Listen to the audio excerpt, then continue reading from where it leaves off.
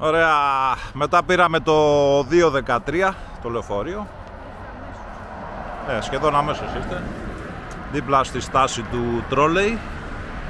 Και κατεβήκαμε μετά από 6 στάσεις. Βέβαια την πατήσαμε λίγο γιατί είναι νωρίς ακόμα. Η ώρα είναι 8 και 10 και το Οσεάνιουμ ανοίγει στις 10. Έχει και κάποια εμπορικά κέντρα εδώ μεγάλα. Είναι λίγο πιο έξω στα προάστια, γι' αυτό και τα όμορφα σπιτάκια εδώ πέρα. Εδώ είναι πολύ εύκολο, ένα τεράστιο εμπορικό κέντρο.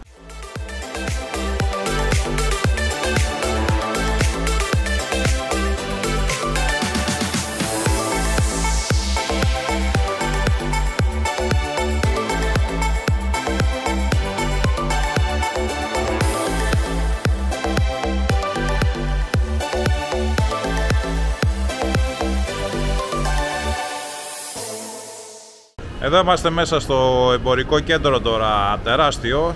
Έχει και ένα σούπερ μάρκετ, το Tesco, που έχει πάρα πολλά πράγματα, ό,τι μπορεί να φανταστείς, από φαγητά μέχρι και λάστιχα αυτοκινήτου πουλάει. Και πήραμε έτσι κάποια πραγματάκια. Οι τιμές σχεδόν ίδιες με τις δικές μας, δεν βλέπω μεγάλες διαφορές.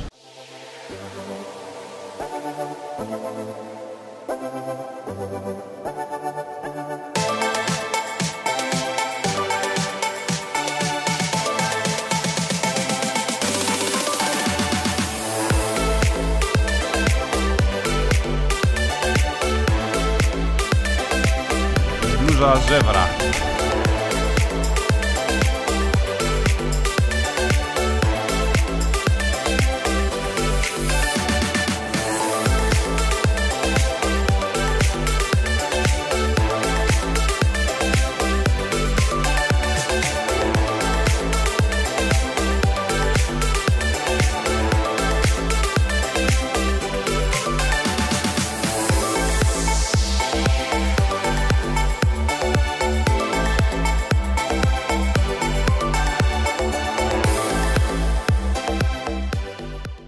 Είναι τεράστιο, λες και είναι πόλη. Όρεξη να έχεις να περπατάς εδώ, να βλέπεις μαγαζιά. Αλλά ανοίγουν τα περισσότερα 10 η ώρα από ό,τι φαίνεται.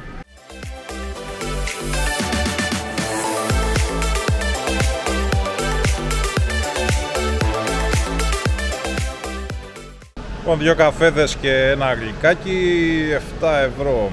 Δεν είναι και οικονομικά, θα έλεγα. Ένα καπουτσίνο, ένα εσπρέσο και μια... Καλό, Ωραία. Φράουλο κάτι.